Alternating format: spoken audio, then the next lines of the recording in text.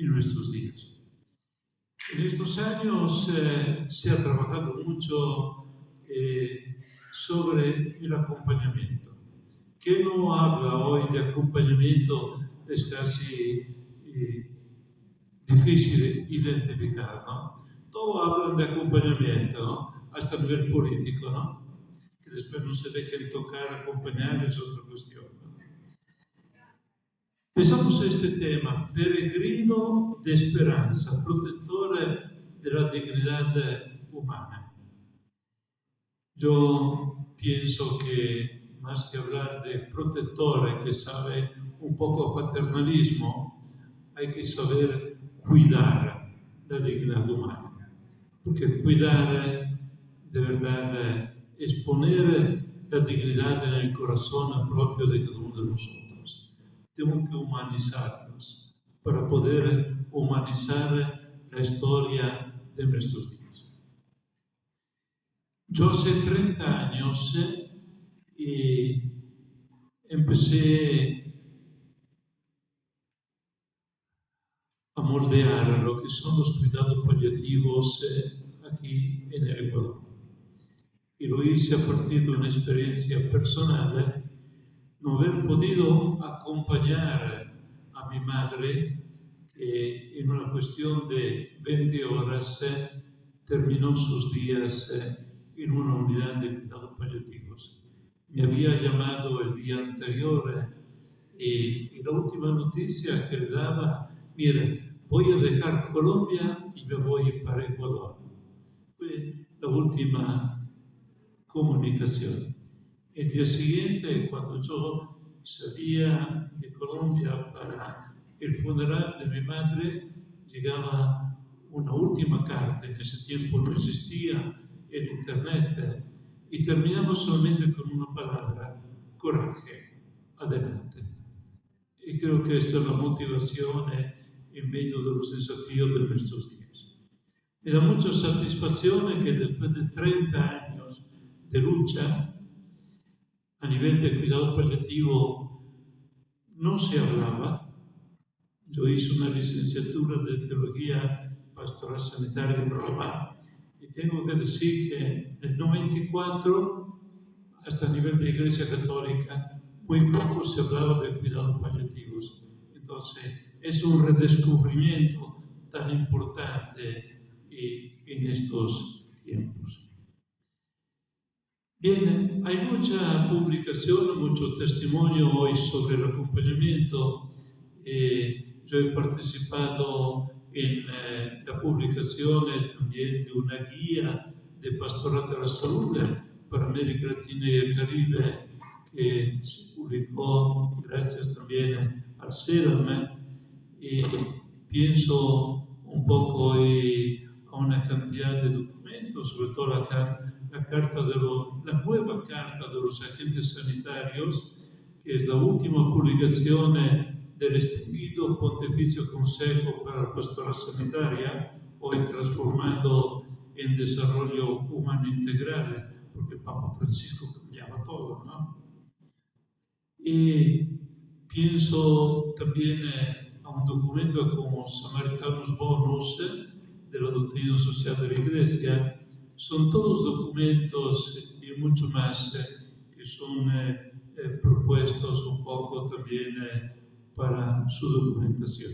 Espero que me envíen esta presentación de Monseñor Eduardo Castillo, porque era una enciclopedia universitaria, ¿no?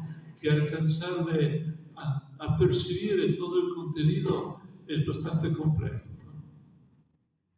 Bien, quiero empezar sobre todo reformulando esta presentación. Acompañamiento en la etapa terminal. Quítese este enfoque de etapa terminal. En el fondo todos somos terminales, ¿no? Hablamos más bien de un acompañamiento en el atardecer de la vida, que era un poco un subtítulo que me presentaba. Acompañamiento en el final de la vida. El comienzo de la vida, el final de la vida, tienen situaciones complejas y tan importantes. Pensamos una expresión de Schocker cuando decía: el mundo que nos rodea no nos enseña a vivir y tampoco nos enseña a morir. Acompañar espiritualmente a una persona que se muere es un acto de amor. Y de verdad, yo en estos años he acompañado alrededor de 25.000 personas en etapa terminal. Estas son personas que empezó en una asistencia con equipos interdisciplinarios a nivel domiciliario, con la Fundación de Cuidados Paliativos, y luego en estos últimos 11 años en el Hospice San Camilo, que es el primer centro especializado de cuidados paliativos en el país. Hemos tenido que esperar 30 años para poder contar con una ley de cuidados paliativos. Hace un par de meses, finalmente hemos podido coronar con esta ley en el país, en Ecuador. El 17 de octubre pasado, en medio de la complejidad de nuestra asamblea, fue aprobada por unanimidad. Nuestro gobierno la declaró inconstitucional. Fíjense, ¿la dignidad humana es constitucional o es inconstitucional? Y se declaró también inconveniente. Se pronunció finalmente la Asamblea Constitucional, la Corte Constitucional, alguna vez fue acertando, y dijo: no, es una ley constitucional. Inconveniente es toda una cuestión presupuestaria, de cómo repartimos de verdad estos esfuerzos por la dignidad. Y finalmente ha sido aprobada hace 2 meses. Vuelvo a empezar recordando un poquito el Concilio Vaticano II en Gaudium et Spes. ¿Ustedes se acuerdan del Concilio Vaticano II? No habían nacido, ¿no? Ustedes son jóvenes, solamente los viejos podemos intuir. La Gaudium et Spes nos decía: el gozo y la esperanza, la tristeza y la angustia de los hombres de nuestro tiempo, sobre todo de los pobres y de los afligidos, son también gozo y esperanza, tristeza y angustia de los discípulos de Cristo. El atardecer de la vida, severa, marcado por fatigas e incomprensiones a nivel existencial y relacional para todos los cuidadores y familiares. Qué conflicto, qué difícil acompañar a separarse de un ser querido.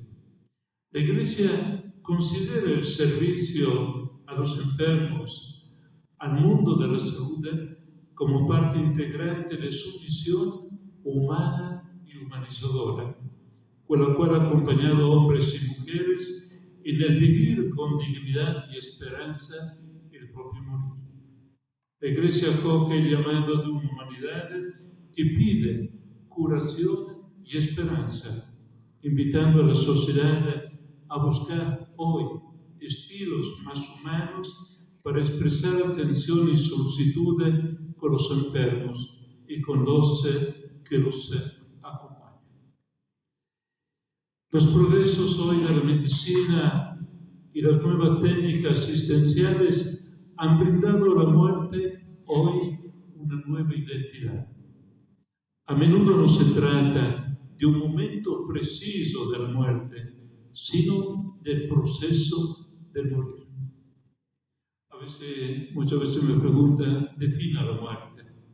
Si hablamos de una definición en términos clínicos, podemos decir de una desintegración de todo el cuerpo humano, de todas sus dimensiones.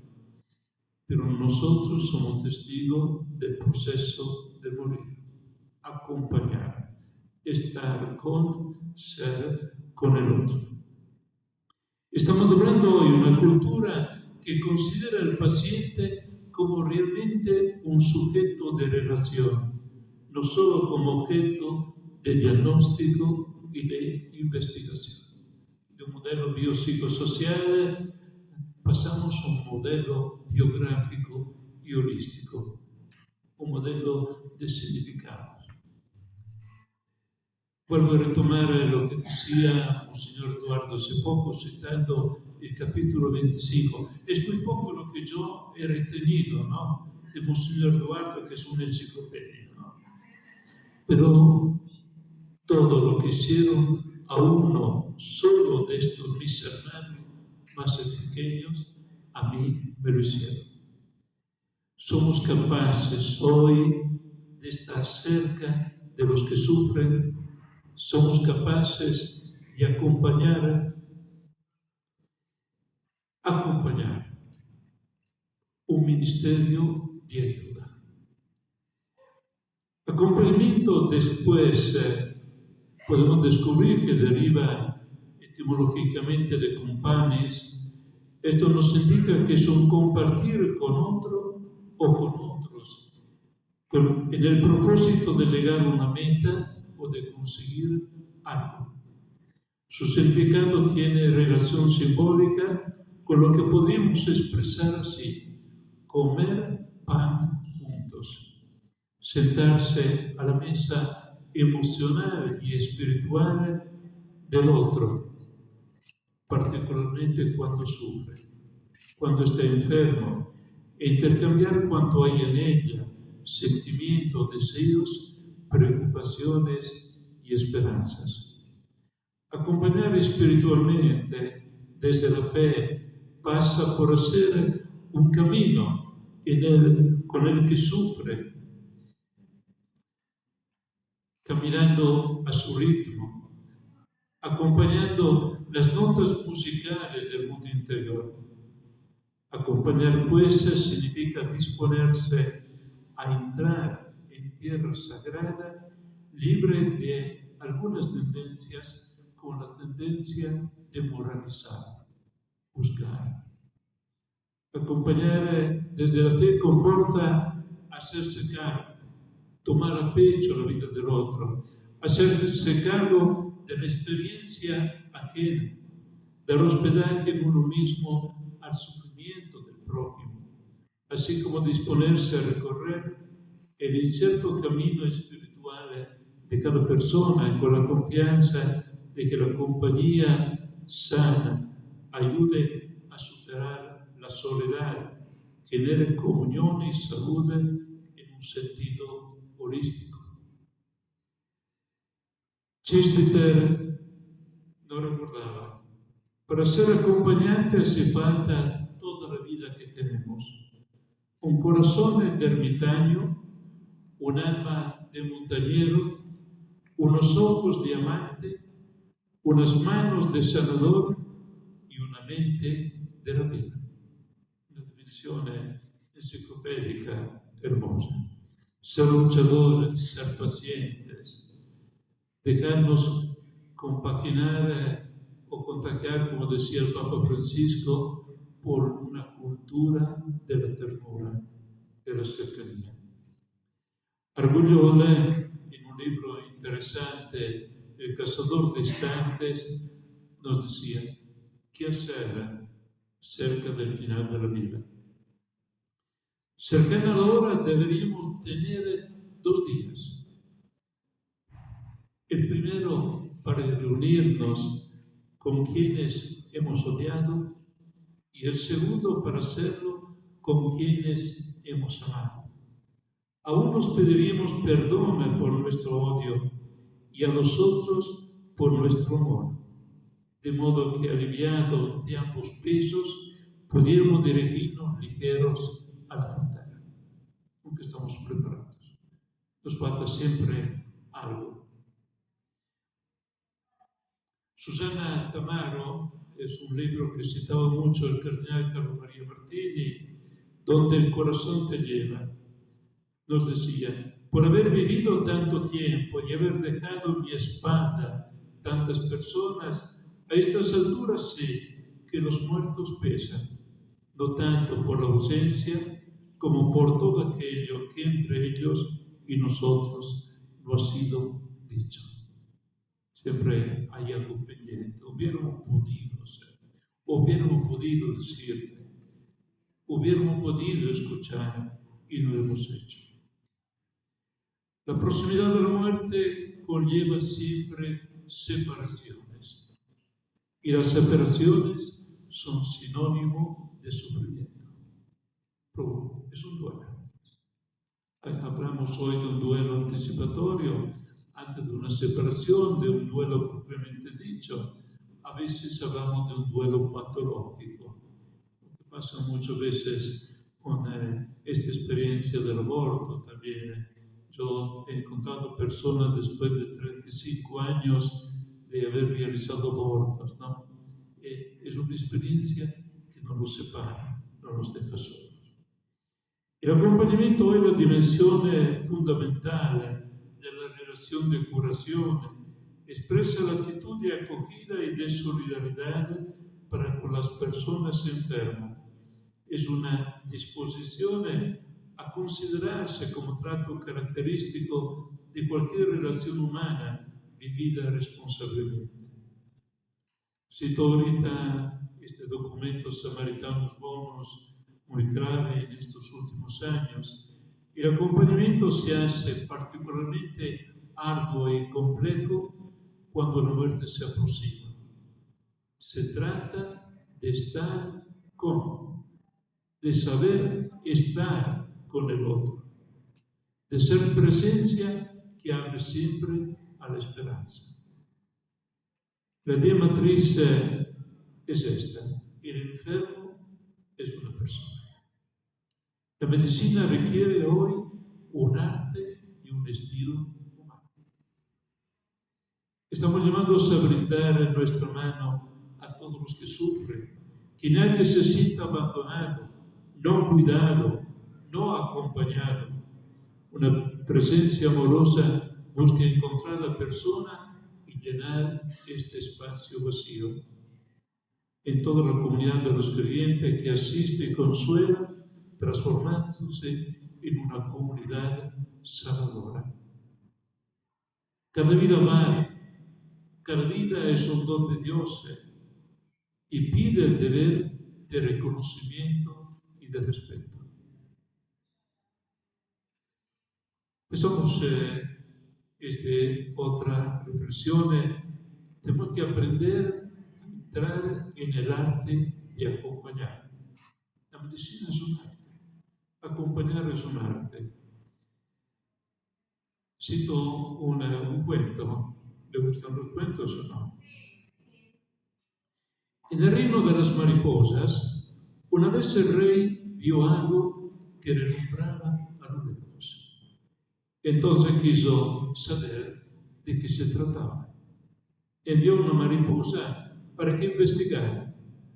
La mariposa fue, volvió y le dijo al rey: es la luz de una vela. El rey no se quedó tranquilo. Ante esta respuesta envió otra mariposa para que se interesara por aquello que relumbraba. La segunda mariposa fue, volvió con las patas un poco quemadas y le dijo al rey: es la llama de una vela. El rey no se quedó aún tranquilo y envió una tercera mariposa. Esta fue, pero no regresó. Solo se percibió el olor a chamusquina. La mariposa se había acercado tanto al fuego que se había quemado. La esencia misma de la relación terapéutica, el ayudador no debe relacionarse como la primera mariposa, es decir, mantener una actitud distante, fría, sin implicación emocional, ni como la tercera mariposa que se quemó, sino que la postura correcta es de la segunda mariposa, próxima, pero al mismo tiempo distante. De esta manera el terapeuta tiene en cuenta el sentimiento profundo de la herida, pero con la distancia adecuada para no quemarse. Volvemos a esta reflexión. El viviente humano es persona. Borramos este término, el terminal. Hablemos de un encuentro que nunca vamos a dejar, de una persona que vive su fragilidad. Un sujeto que no solo existe, sino es protagonista de su propia vida. Vivir es mucho más que existir. Eso fue el tema del primer Congreso Internacional de Cuidado Paliativo que organizamos en el Ecuador. Vivir es mucho más que existir. La vida va mucho más allá de una cuestión biológica.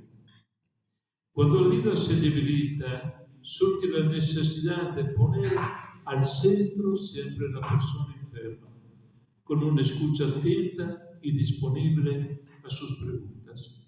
Encontrar a alguien que esté dispuesto a estar para compartir miedos, angustias y esperanzas. Alguien que hasta el final ofrezca una sonrisa, que permita a los enfermos conservar en su memoria ese gesto que pueda revelar comprensión, satisfacción, compasión, solidaridad, cariño, agradecimiento y revelar al Dios de la ternura. Donde hay un sujeto humano, siempre hay una persona. La persona es un bien por sí, no es descartable. Un sujeto es persona y merece reconocimiento y respeto desde el comienzo hasta la muerte natural. La vida siempre es un bien. Nos recordaba el Papa Juan Pablo II en la encíclica Evangelium Vitae en el año del 95. Usted no había nacido, naturalmente. El hombre, en cualquier condición física o psíquica que se encuentre, mantiene siempre su identidad originaria de haber sido creado a imagen de Dios. Aquí descansa el fundamento último de la dignidad humana. Jesús se revela siempre como maestro de vida. Yo he venido para que tengan la vida y la tengan en abundancia. Hoy hablamos del pastoral de la salud, no hablamos del pastoral del sufrimiento, aunque el sufrimiento es parte de la vida. En los Samaritanos Bonus se hace referencia a la ambigüedad del concepto de muerte digna con el otro término de calidad de vida, sobresale una perspectiva antropológica utilitarista que hace referencia al bienestar, a la belleza y al goce de la vida física, olvidando otras dimensiones más profundas de la existencia. Hoy, tengo que decirlo en voz alta, no hay un derecho a morir. Servir la vida significa respetarla y asistirla hasta el fin natural. El hombre no es dueño ni árbitro de la vida, sino su fiel custodio. El proceso de morir es un momento de la vida de la persona que merece siempre atención y asistencia.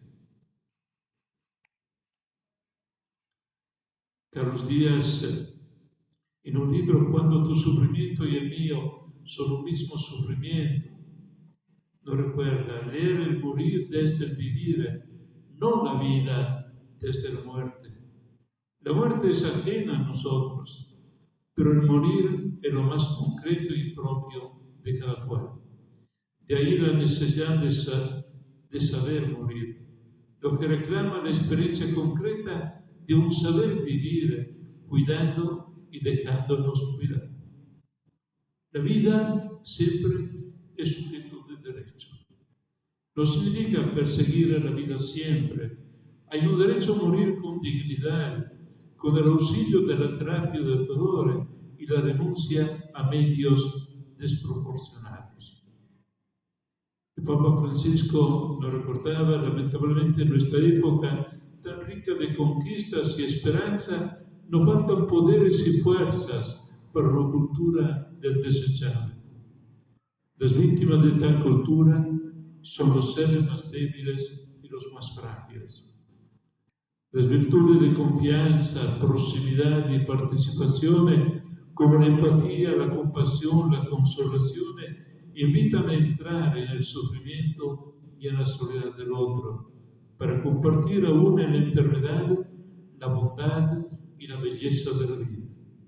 Al profesional sanitario se pide hoy cuidar de las personas. Hoy, cuánto es importante aprender a ayudar, a acompañar, a morir con dignidad. Un poeta como Tagore nos recordaba: cuando la sol del crepúsculo ensombrece mi vida, no pido ya que me hables, amigo mío, sino que tiendas tu mano, déjame tenerla y sentirla en el vacío cada vez más grande de mi soledad. La enfermedad y la muerte pueden ser respetuosas o no respetuosas de la dignidad de la persona, y lo jurídico hay que proteger la humana dignidad de posibles asaltos. Es necesario que los estados reconozcan la objeción de conciencia en ámbito médico y sanitario, en el respeto de los principios de la ley moral natural, especialmente donde el servicio a la vida interpela cotidianamente la conciencia humana. Ese es uno de los puntos neurálgicos en nuestra realidad del Ecuador. Cuando se hablaba de aborto terapéutico, se prohibía también una objeción de conciencia a nivel personal y a nivel institucional. La Iglesia ha perdido su espacio de libertad. Tutelar la dignidad del morir significa tanto excluir la anticipación de la muerte como retrasarla con el llamado ensañamiento terapéutico. Hoy recuerdo la mirada de San Camilo de Lelis, mi fundador hace 450 años, este año es jubilar, recordando su conversión. La mirada de Camilo de Lelis era holística, proponiendo una atención integral, donde la dimensión espiritual ocupaba el lugar simultáneo al interés por cuidar la totalidad de la persona. Y cito: en el servicio a los enfermos, mientras las manos realizan su tarea, estén atentos, los ojos a que no falte nada, los oídos a escuchar, la lengua a animar, la mente a entender, el corazón a amar y el espíritu a orar.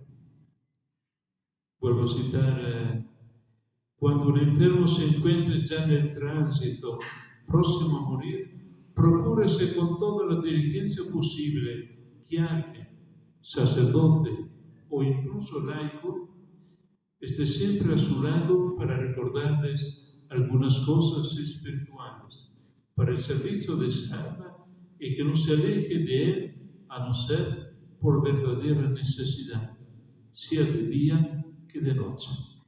Estamos hablando del final de 1500, ¿no?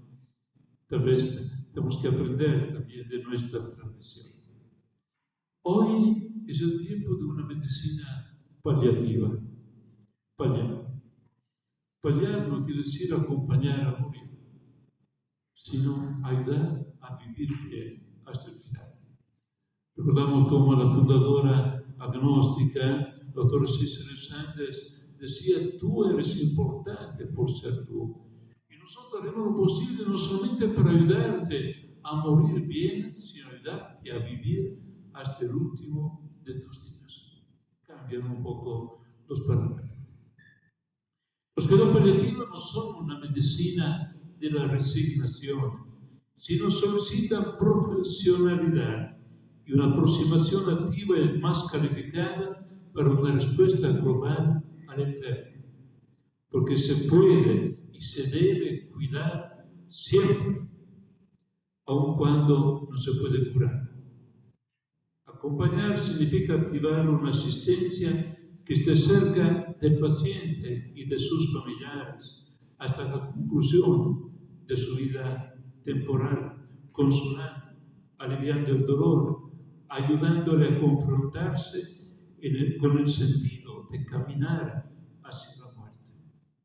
Y la fase terminal de la vida debe proporcionarse al enfermo todos los tratamientos que le permitan aliviar el dolor del proceso de morir. Estos corresponden a los denominados cuidados paliativos, que con una respuesta asistencial a las necesidades físicas, psicológicas y espirituales, tienden a lograr una presencia amorosa en torno al moribundo y a todos sus familiares.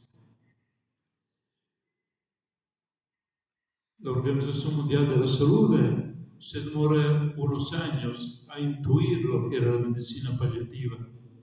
Se demoró casi 40 años. Ecuador se demoró 60 años.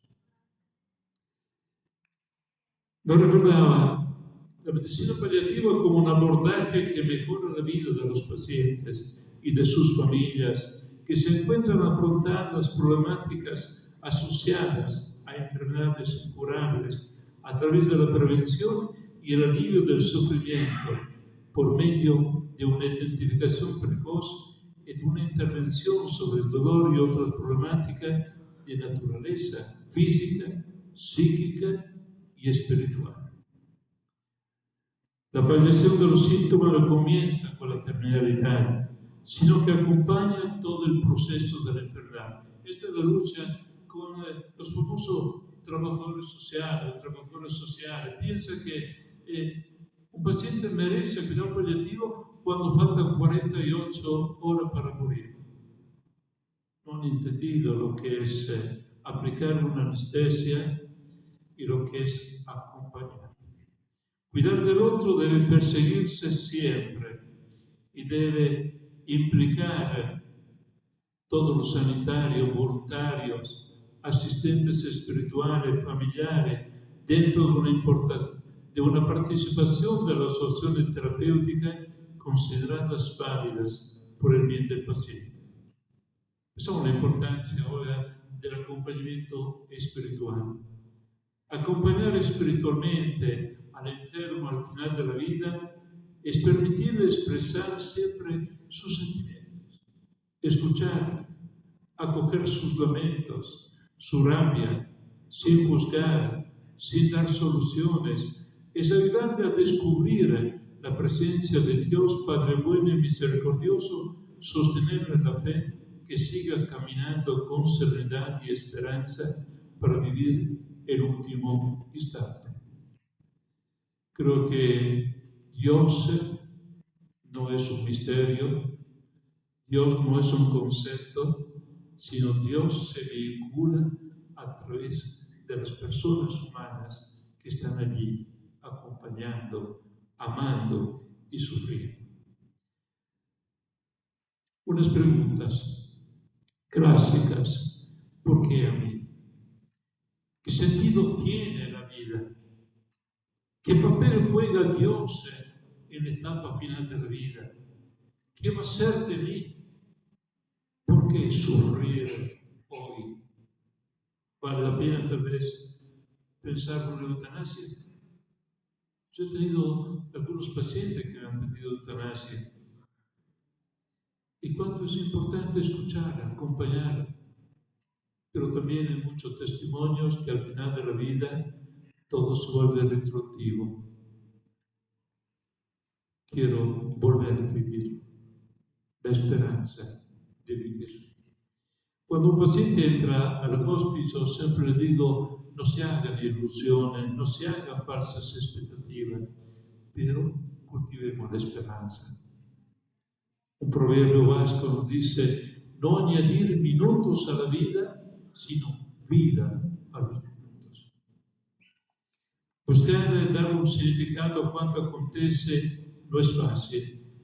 El Papa Benedicto XVI lo recordaba, podemos buscar limitar el sufrimiento, luchar contra él, pero no podemos totalmente eliminarlo. Además, toda enfermedad importante hace referencia a la eventualidad de la muerte que se aproxima. A dirigir nuestros pasos son otros, médicos, enfermeros, familiares. Acostumbrados a nuestra autonomía, estamos improvisamente en espacios públicos, compartiendo con otros, bañados por desconocidos. La comida cambia, los ritmos del día son impuestos por las visitas, los exámenes, las terapias. Ese cuerpo que pensábamos conocer huye a nuestro control. Cuando un paciente sale de un hospital clásico de nuestros días y llega al hospital y dice: aquí me siento diferente. Finalmente he encontrado un lugar, un ambiente de paz. El consejero espiritual o acompañante está llamado a elevar en máximo grado algunas cualidades humanas indispensables: respetar del otro, la disponibilidad a escucharle, comprensione, capacidad de establecer una relación de persona a persona, lealtad, amabilidad, flexibilidad, discreción, disposición a la comunicación y a la colaboración.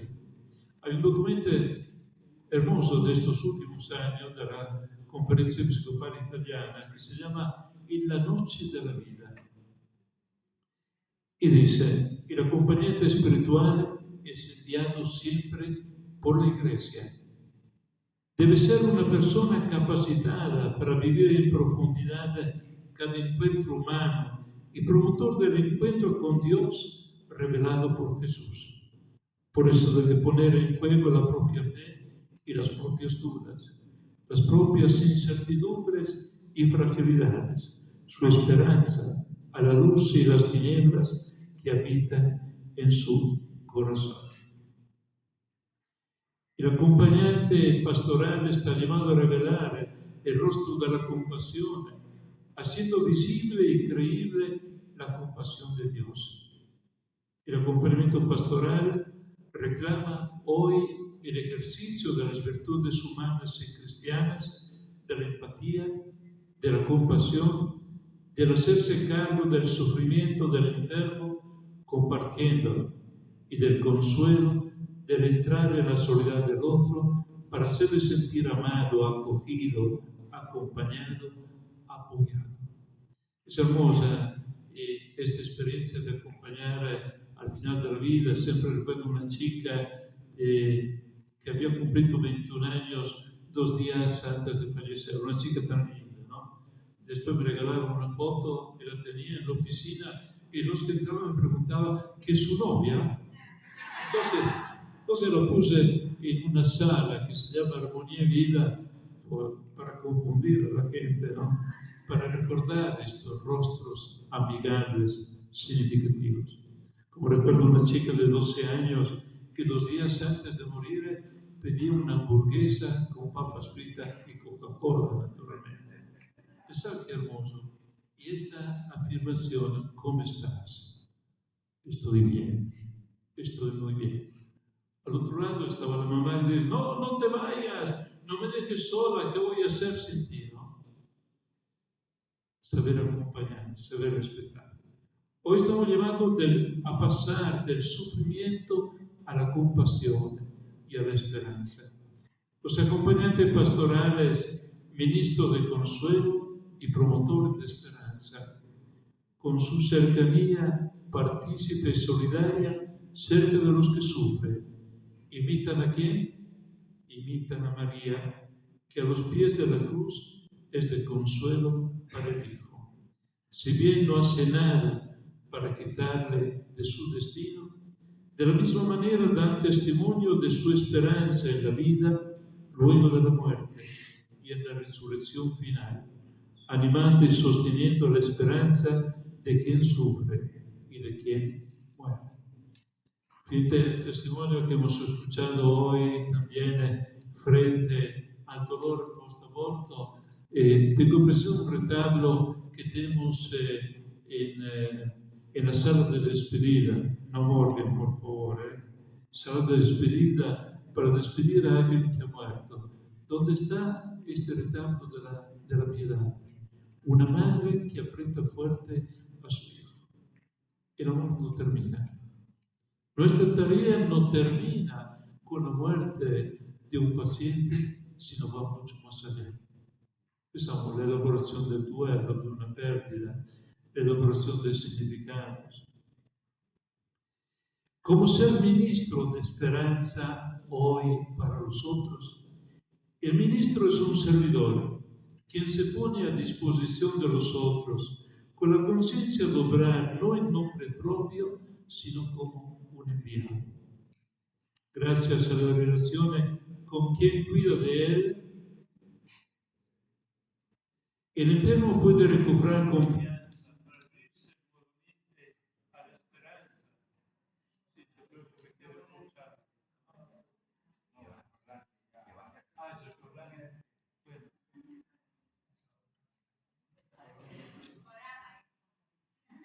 Gracias a la relación con cuidado de él, el enfermo puede recuperar confianza para abrirse nuevamente a la esperanza, una esperanza fundamentada sobre datos reales y no fuentes de ilusiones. Puede ser esperanza de una vida digna, de encontrar alivio en el dolor, de poder expresar su propia palabra, sentirse amado, de no morir solo, de no ser peso para los demás, de dejar una herencia significativa a los familiares y amigos. La más grande forma de esperanza es la de sentirse cuidado incondicionalmente. En el tiempo de la prueba, la Iglesia está llamada a ser presencia materna y samaritana. Lo recordamos esto en el documento de Aparecida. De verdad, una presencia samaritana y materna cerca de los que viven, que sufren, de los que también viven la última etapa de la vida. El acompañamiento del enfermo y el atardecer de la vida. El agente pastoral es enviado por la Iglesia y llamado a actuar en nombre de la Iglesia misma. El conocimiento del otro pide tiempo y mucha paciencia. Y del acompañamiento hay que tomar distancia de las frases hechas, de los lugares comunes y de las palabras que buscan resolver todo. Mucho cuidado. El riesgo es el peligro del apuro, superficiales en las preguntas, con el miedo de quedarse, con el miedo de los silencios. Una vez decía al médico, visita al médico, ¿no? Mucho cuidado que digan también, visita de cura, ¿no? O visita de unos agentes de pastorales muy apurados. Pensamos de verdad, hoy el reto es cultivar el camino de la esperanza cristiana. La nueva carta de los agentes sanitarios lo recuerda, en esta hora decisiva de la vida de una persona, el testimonio de fe y de esperanza de los agentes sanitarios y pastorales que asisten puede hacer vislumbrar al moribundo y a sus familiares la promesa de Dios de una tierra nueva, donde no habrá más muerte, ni luto, ni llanto, ni dolores, porque lo antiguo ha pasado. Brindar una presencia de fe y de esperanza es para los agentes sanitarios y pastorales la más alta forma de humanizar el morir. Estamos todos también en la vía del retorno, casi termino. En el periodo que se aproxima al final de la vida terrena, la Iglesia realiza una presencia amorosa. Esto lo recuerda el Catecismo de la Iglesia Católica en el 1509. Esto se ha parecido, está copiado del Catecismo, por si acaso. Y la Iglesia nos acompaña con 3 sacramentos para poderse preparar: la reconciliación, la unción de los enfermos y la Eucaristía. Los primeros 2, la unción y la reconciliación, son sacramentos de curación, así lo define el Catecismo de la Iglesia Católica, con la cual la Iglesia continúa su obra de curación y de salvación.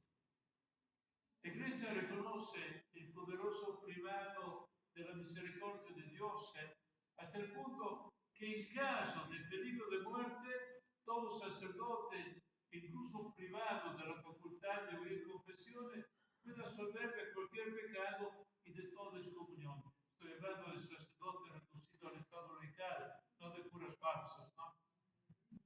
Porque de eso tenemos una fantasía también muy grande. Pensamos en la unción de los enfermos. Es un sacramento para los vivos, para el tiempo de la fragilidad y de la enfermedad. No es el machetazo final, ¿no? La gracia primera de este sacramento es una gracia de consuelo, de paz y de ánimo para vencer las dificultades propias del estado de enfermedad grave o de fragilidad en la vejez. La pregunta de significado y la perspectiva de la esperanza vienen iluminadas por un don de consuelo, gracia, paz y coraje para superar la angustia final. Es el mismo Jesús que nos toma de la mano, nos acaricia y nos recuerda que le pertenecemos. Esta es una frase del Papa Francisco en el 2014 cuando fue internado en el Hospital Gemelli. Lo vivió en su propia piel. Allí, el momento de la fragilidad, es cuando es importante el consuelo, la compañía. Culmen de los sacramentos en la Eucaristía ofrecida como viático, o sea, alimento espiritual para afrontar el viaje hacia la vida eterna. Vuelvo a citar el Papa Francisco: la esperanza cristiana no es simplemente un deseo, no es optimismo. Para un cristiano es espera apasionada del cumplimiento último y definitivo de un misterio, el misterio del amor de Dios. La Iglesia tiene la tarea de mantener encendida y visible la llama de la esperanza.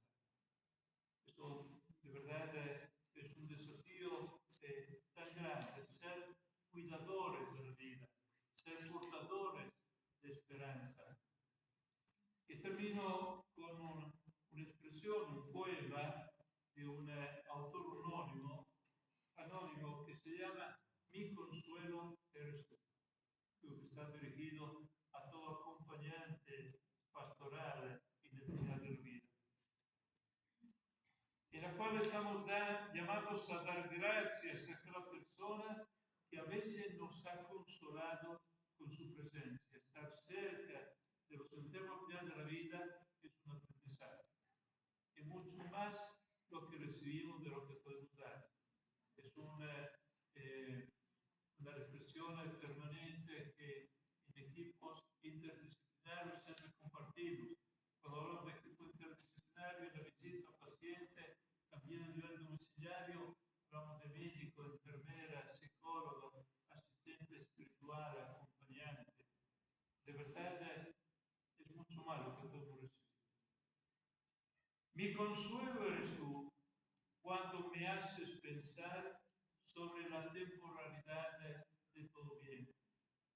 Mi consuelo eres tú cuando eres humilde y me ayudas a encontrar la alegría y la sencillez.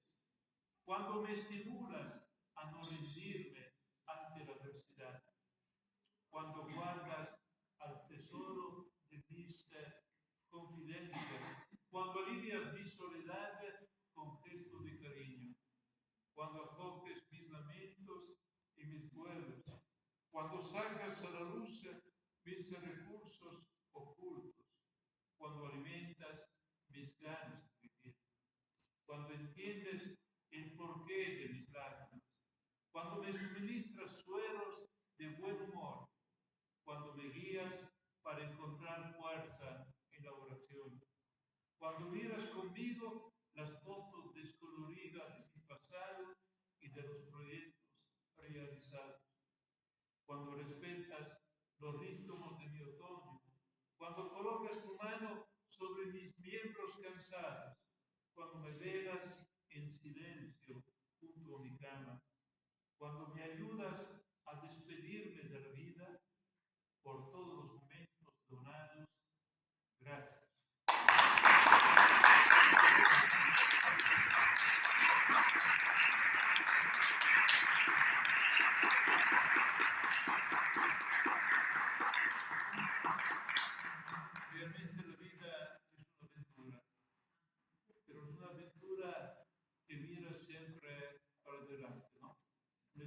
experiencia que muchas veces se repite cuando alguien se despide de la vida, son visiones, experiencias que descubren que alguien lo está esperando. Esta es nuestra esperanza cristiana, ¿no? Saber que lo que llamamos muerte no es el último paso, sino abrir la puerta en un nuevo encuentro.